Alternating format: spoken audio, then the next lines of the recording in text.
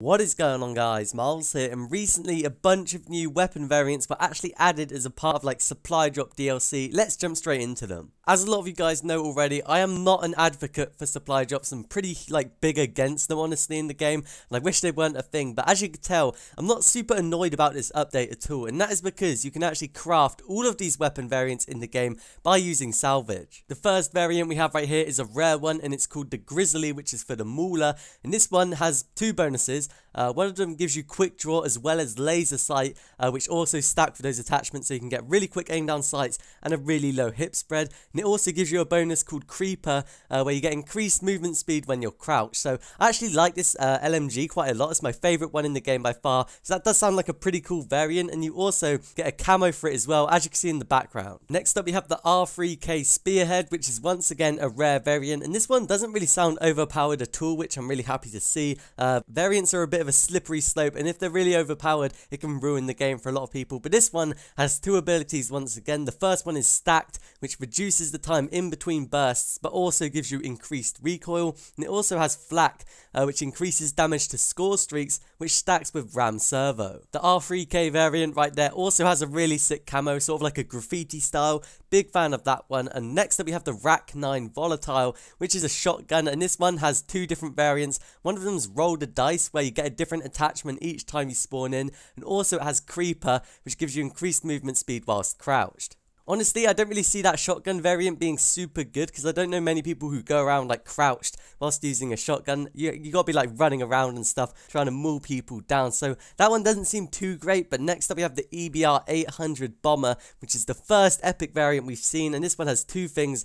We have Triad, which converts the gun into a free burst, which is pretty damn sick. I don't think we have a burst sniper in the game currently, so that's pretty awesome. And we also have Presence of Mind, which gives you an infinite hold breath duration, and that does seem pretty overpowered, but it is an epic variant, so it's sort of the thing you'd expect. We then have the Type 2 legendary variant called the Atomic, and this one gives you the nuclear bonus as you'd expect. Pretty happy to see that. I want that on like all the weapons in the game, just so it doesn't really force people to use certain weapons, so happy to see that on the Type 2. And it also has one called Lowrider, which gives you reduced hipfire spread while sliding. That seems a little bit situational. I don't know how useful that's actually going to be in game, but I guess if you have like the Akimbo, it would actually be pretty damn good.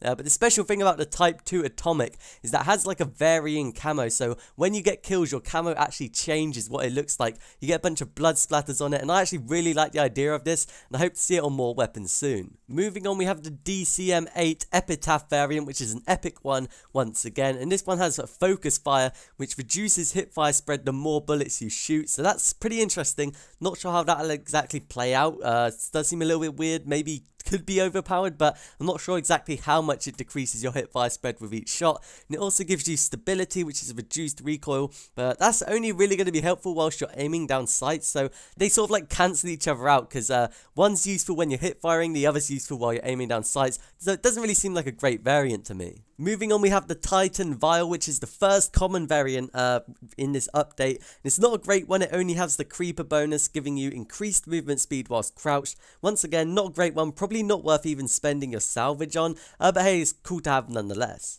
The next one on the list is pretty weird. We have the KBS Longbow Affliction, which is a legendary variant, and this one has two bonuses. We have Glacial, which temporarily slows the targets when you shoot them, so that could be super overpowered depending how much they get slowed by. We don't know the statistics as of right now, but I guess hopefully it's not going to be super overpowered.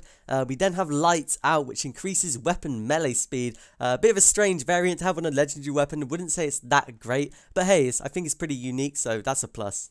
We then have another common variant. This one is for the Banshee, and it's called the Sliver. This one gives you reduced hipfire spread while sliding. Not a great variant, but it is a common, so pretty cheap if you ask me. So maybe you could, if you have a bit of spare salvage, buy this variant, but it's not amazing. And finally, moving on to the pistols, we have one different variant for each pistol in the game. For the EMC, we have the common heavyweight variant, which only increases weapon melee speed. That one seems pretty damn useless, definitely wouldn't recommend spending salvage on that thing.